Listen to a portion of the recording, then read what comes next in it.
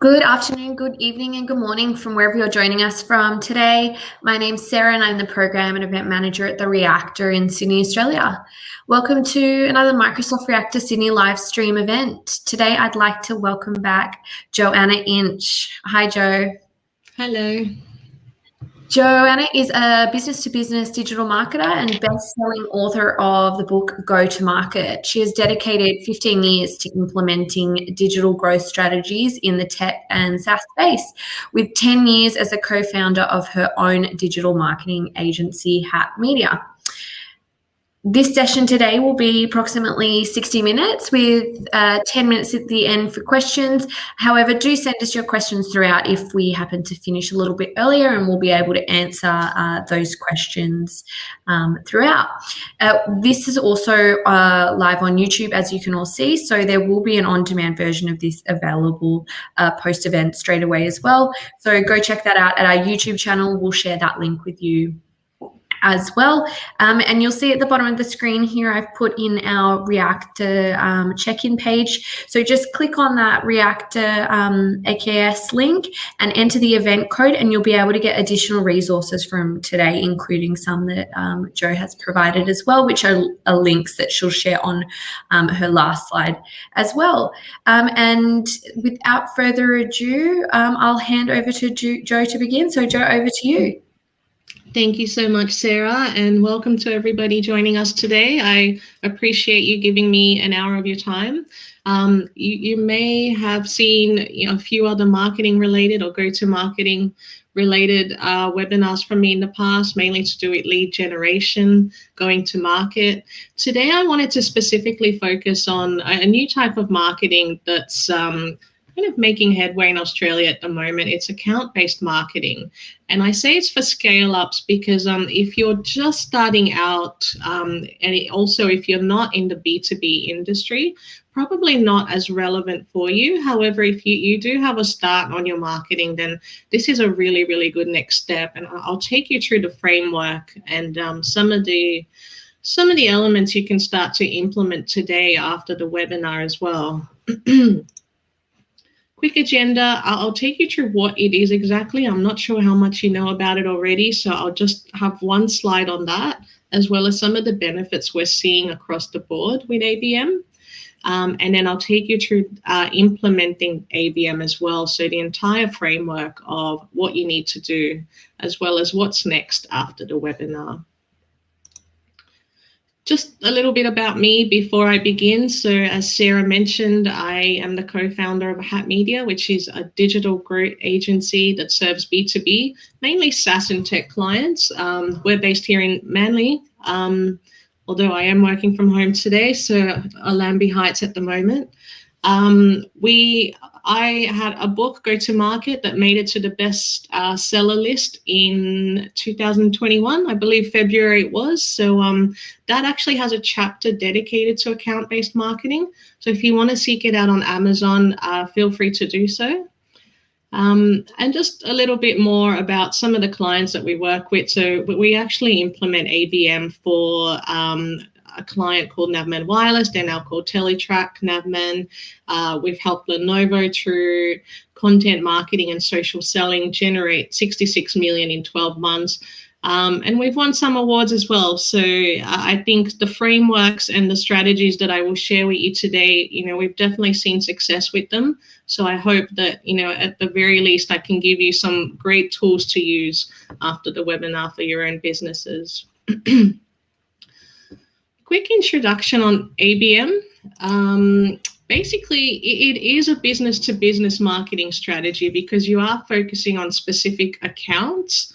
And what we like to say, one of my favorite ABM quotes is, you don't count the companies that you reach the companies that count.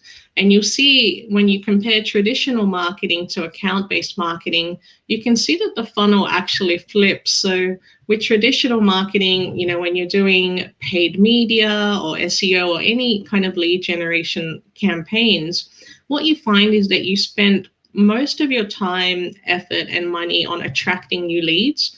A lot of them actually work out to be not as qualified throughout this journey. And so it actually is a lot of wasted spend and marketing effort doing it this way. So you can see, predominantly they'll spend a large chunk of time attracting leads.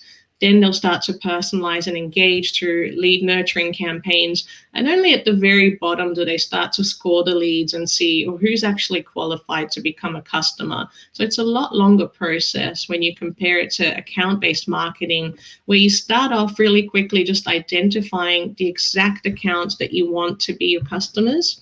And I'll take you through how to do that in the following slides. And then you spend most of your time building relationships with these accounts so that they do become your customers. So this approach, it has a lot of benefits that we've seen.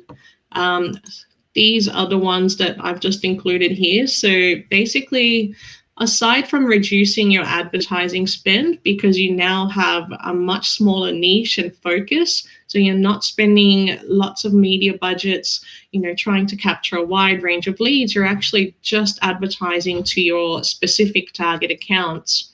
You also end up reducing resource waste because marketing and sales teams are a lot more aligned.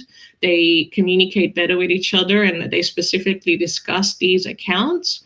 And also all of the marketing that you do is very much centered around these accounts. So you're not having to think on the fly and waste resources in marketing. What we've also seen is a much shorter sales cycle. And as you know, in the world of B2B, it can take anywhere between 6 to 12 months to convert a customer. So we're seeing shorter cycles as early as 3 months with ABM. And we're also seeing larger deal sizes as well. So it's definitely an effective strategy. And I definitely recommend you give it a go if you're in the B2B industry. Some statistics as well. So 91% of companies using ABM increased their average deal size, with 25% reporting an increase of plus 50%.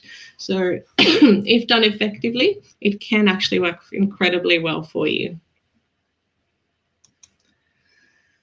So with that in mind, now that you know what account-based marketing is and some of the benefits that you can expect to achieve from ABM implementation, I just wanted to take you through the framework and how do you actually go on to the next steps? How do you implement it? So it's made up of 4 steps. The first one is finding your target account. So knowing exactly who you'd like to target, who fits into your ideal client profile.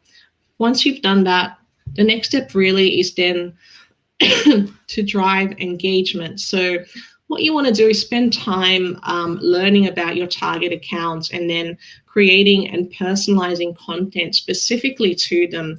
And this can be done across social, across web, across email. And then, of course, a very critical and necessary next step is to measure the data. So there's actually specific tools that I will include in today's webinar to show you how you can track and measure engagement by account, which will really help you determine whether these accounts are ready to be taken to the next step. And the next step really is starting conversations with them.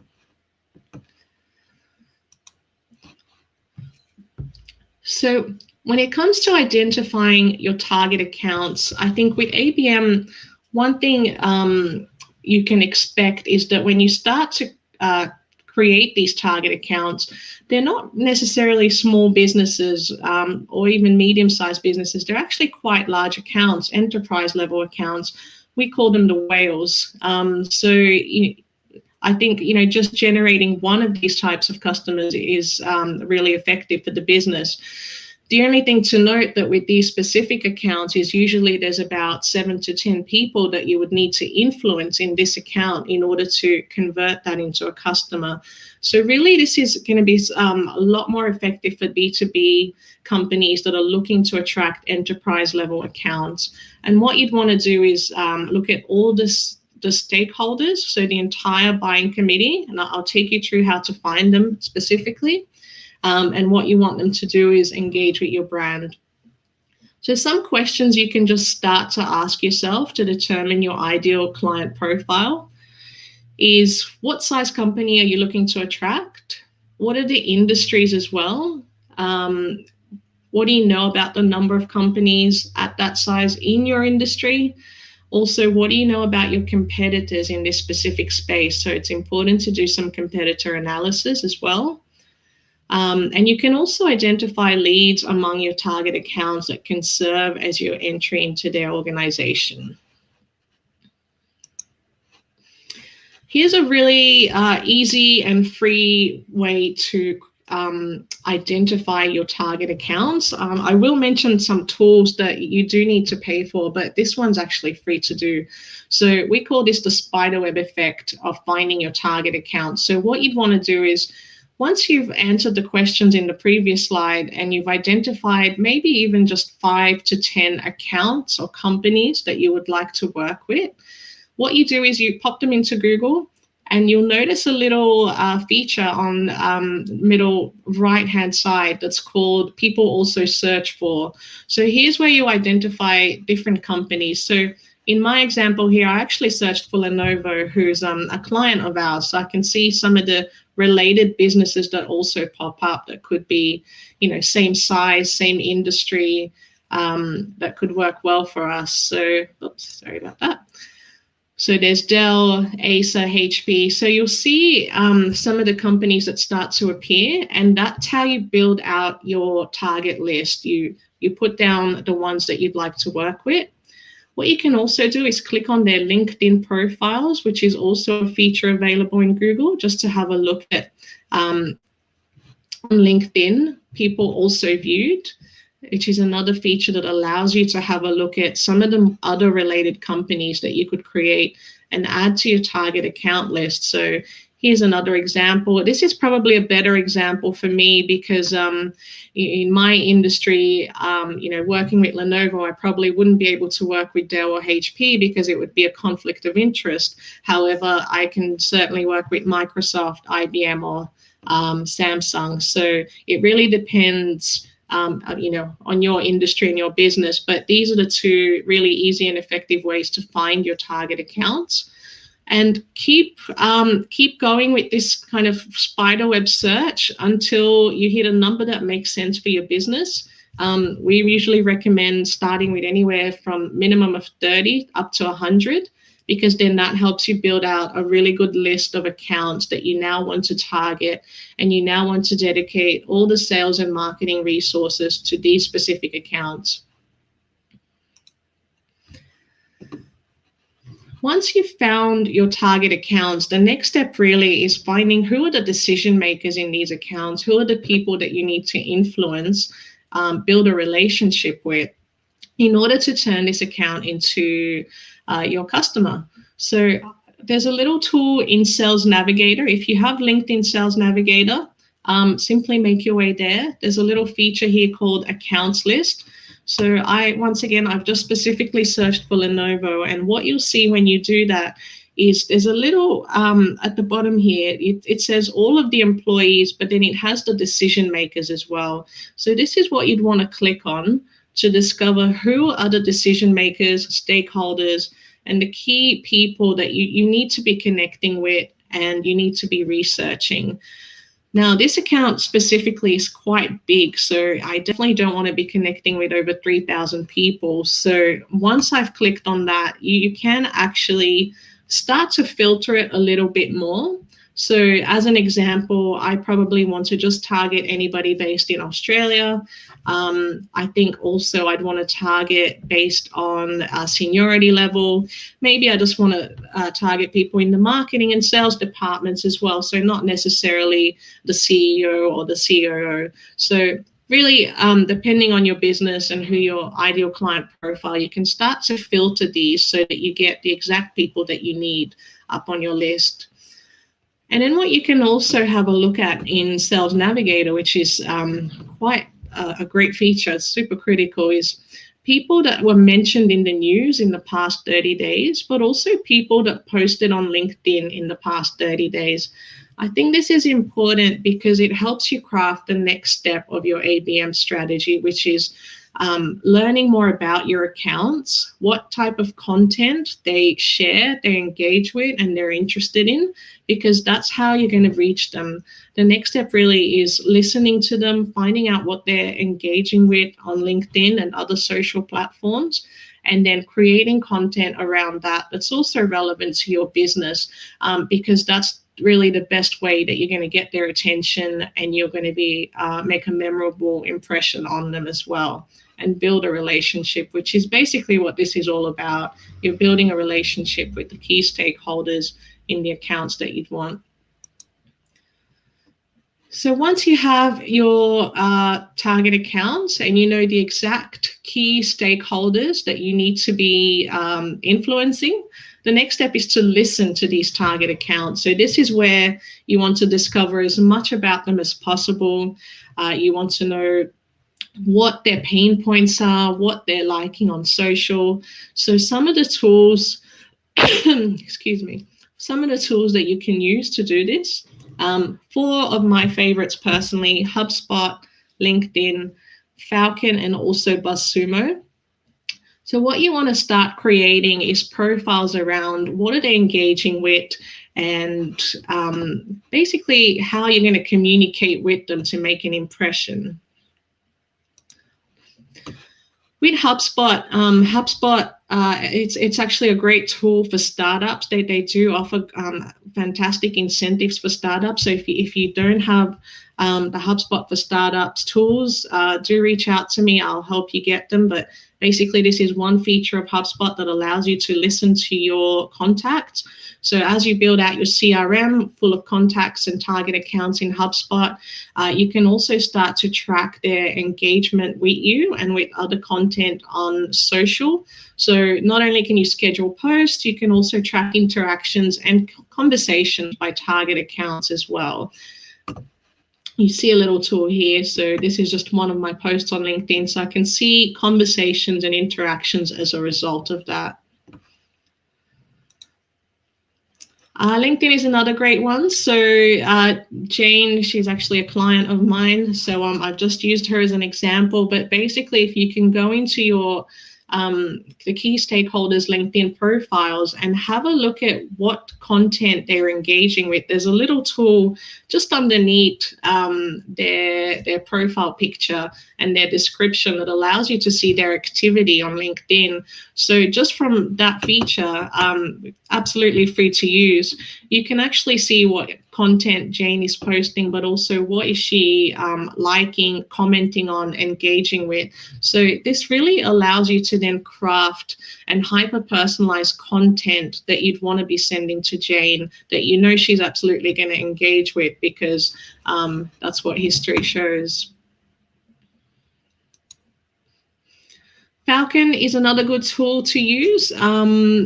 What you get in Falcon is once you have your contacts in there, you can start to see actual profile cards, which introduce individuals you're dealing with and their interaction history. So once again, you get to see what are people engaging with, what are they liking, what do they want to know that's out there. So it really helps you when you're writing your content and you're crafting your content strategy.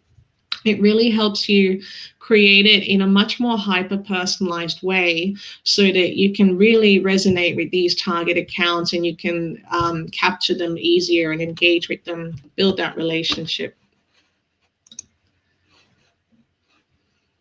BuzzSumo is the last one. So this one is great if you want to know what's happening more so with the actual brands and accounts rather than the people. So I think the first 3 that I showed you, it's mainly to do with the actual people that you'd want to be influencing. However, BuzzSumo allows you to create alerts around brands. You can also do it around competitors, content keywords, but I find brands work really well. And this is a tool that I implement with my clients. So we've actually created brand alerts of the accounts that they want to target. So probably on a daily basis, we'd get, if that brand or company is ever in the news, there's ever a PR article out there or a social post or something out there about them, we then get an alert. So we get to find out more and more about this company. It then allows us to leverage that information and that data and craft a much more hyper-personalized email or conversation that we want to be having with these people around that news. So this is definitely a good one to implement as well, BuzzSumo, if you don't already have it. The next step really is how do you create your ABM content? So you've got your target accounts, you know your key stakeholders that you need to influence. You've possibly implemented some of these tools that I've just showed you, which allows you to just find out more and more and more about these people. How do you then craft your ABM content? So it's not just about, sending emails. It's not just about advertising. There's a few different tools that you can use to connect with them and share that really hyper-personalized content with them. One of those is creating personalized landing pages on your website for each account. You can use a tool like HubSpot to do that, or you can simply do it in WordPress. It really depends on what your website's built in. HubSpot's probably the easiest one to do it in. And what we find is what we do with our ABM accounts is we create really specific landing pages, and we actually call out some of these accounts and brands on these landing pages. And then we outreach to them with either a LinkedIn message or a LinkedIn ad, so that when they come through to this landing page, it is super relevant to them and the engagement score is just significantly higher. What you can also do is mention your top accounts in social media and blog posts. So because you know what they've already engaged with and what they're liking on social, you can craft content around that, and you can actually call them out and tag them in it. I'd suggest doing that only after you've connected and possibly built a little bit of a relationship with them, so that they're not surprised when they see that. But it definitely works well at evolving the relationship past the connection on LinkedIn.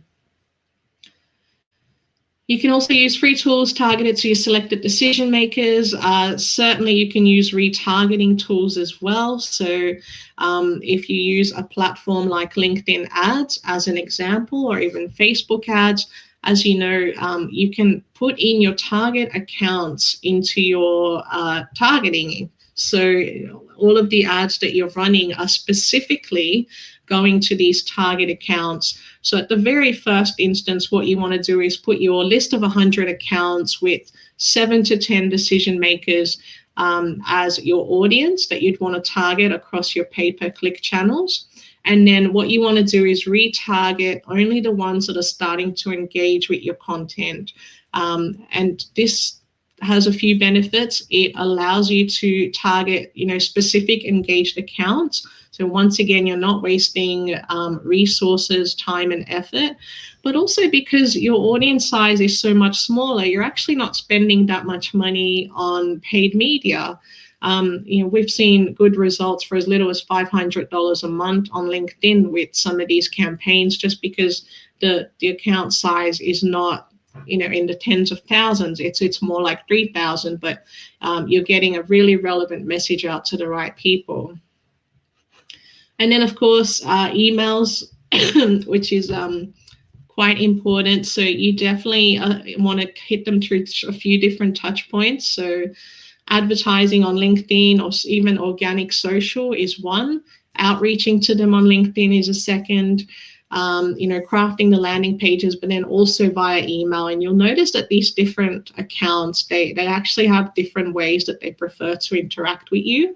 You'll find some people are really responsive on email. Then you'll find that others are actually way more responsive through LinkedIn or social or advertising as well. So what you can start to do is, when you craft your email content strategy, rather than creating, a mass message that you want to send to your whole database, that's likely not going to get too much engagement or even conversions, what you want to do is start personalizing emails to specific accounts and decision makers around what you've learned about them already.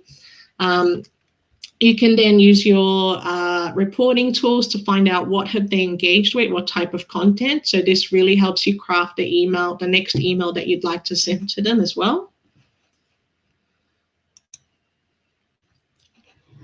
Once you've done all that, of course, what you need to do is measure your data. excuse my cough, by the way. I'm recovering from bronchitis, so I'm getting there. So what you want to do is measure data at all times. This is really important because you need to know when people are engaging with your content and what type of content they're engaging with. And you can use a tool like HubSpot specifically. It actually has quite a lot of ABM features within it, and it can track not just engaged accounts and also their score of engagement. You can also track the actual decision makers in these accounts as well as deals. Here's just an example of one of our clients, so you can see what the dashboard starts to look like. And you can filter by ideal customer profile, by industry, by life cycle stage. I think this is really important to measure and track at all times, because if you ever see someone engaging with something, you definitely want to jump in and have that conversation sooner rather than later. Within HubSpot as well, you can also create specific tasks and automation. So if somebody has engaged with a bit of content that you think is worth having a conversation around, you'll get a notification straight away. So you can, have your team, your sales and marketing team, jump on it quite quickly.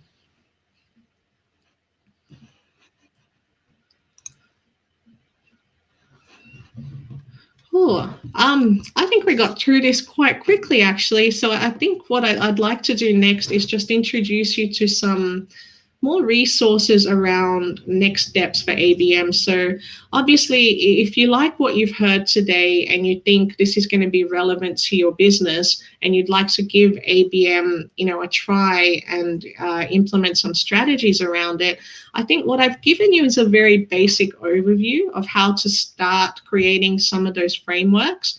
But if you want to really start to push it out, and learn more and more about it, I invite you to download these resources right here. So the first one is an ebook, which is available on the Hat Media resource page on our website. And I think Sarah will put it into the comments as well. Feel free to, it's a free book, just go and download it. It gives you 6 best practices to elevate your account-based marketing. Have a read of that. There's also my book, which is available on Amazon. You can get it on Kindle for super cheap. And basically all of Chapter 8 is dedicated to account-based marketing. And another book that I'm going to recommend I found really helpful is called ABM is B2B. This one is by Sangram and Eric Spetz. So definitely another one, probably as a next step. This one does dive into a bit more complicated strategies. So if I was to go and learn more about ABM, I would do it in that order. I'd get the ebook first, and then I'd go to those books. That's it. Thank you. Thanks for listening to me for the last 30 minutes. And look, if you have any questions at all, even after this webinar, I do invite you to just reach out to me on LinkedIn or send me an email. I'm happy to discuss and answer more questions around ABM. I hope I've given you some good tools there that you could use and start implementing. So, yeah.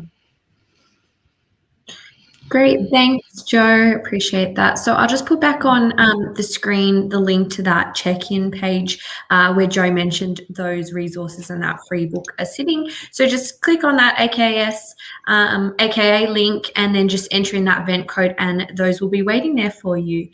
We don't appear to have any questions coming through, so you must have done a good job, Joe, and answered everything in your presentation. However, you can get in touch with Joe again via LinkedIn after today's session or through us at the Reactor in Sydney if you have any further follow-up questions.